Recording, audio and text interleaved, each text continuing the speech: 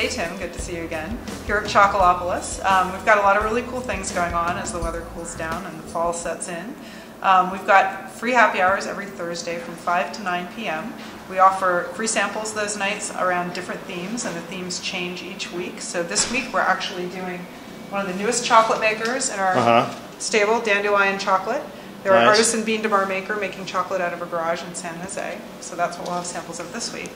Check our website out for upcoming happy hour themes. We're also really excited because the Northwest Chocolate Festival is happening October 22nd and 23rd down at Seattle Center. Nice. Yeah, it's great. It's they're bringing a lot of the artisan bean to bar makers to town, so we'll have them. The makers will be here for the event, and then some of them are going to be doing events at our store before and after the festival.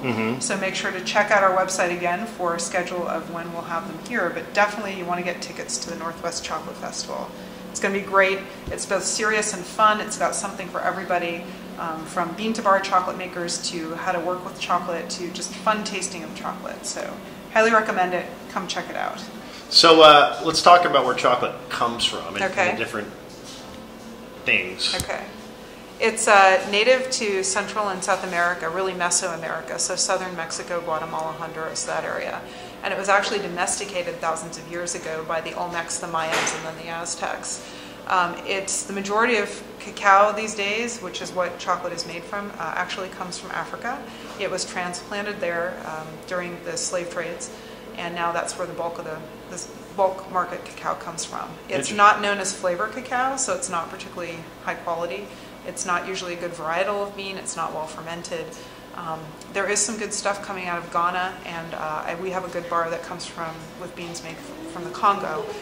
So there are some other places in Africa that can have good beans, but you have to be careful. So it has to be tropical climate, or what's it grows 20 degrees north and south of the equator. So the only place it grows in the U.S. is Hawaii.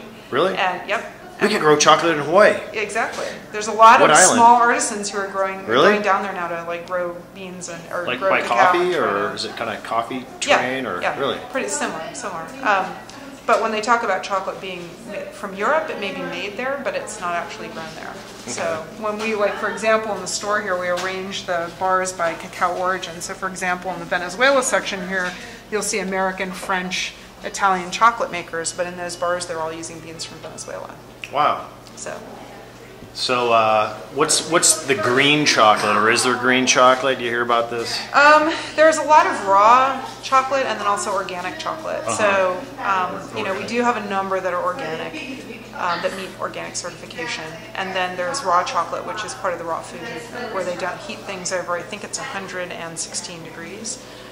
So in those cases, they don't roast the cacao beans. Usually, chocolate makers will roast the bean before they actually make it into chocolate, and the raw people don't roast. So we actually have quite a few bars of raw. I choose raw bars based on ones that don't taste any different to me than a good bar of chocolate. So if they're using good beans, they don't necessarily need to roast them, and they can still make a good bar of chocolate. But I've also had raw chocolate that really doesn't taste so good.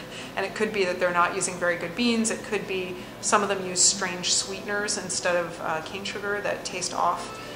So it really depends on the maker. Interesting. Okay. Well, thanks for the chocolate knowledge. Yeah, sure.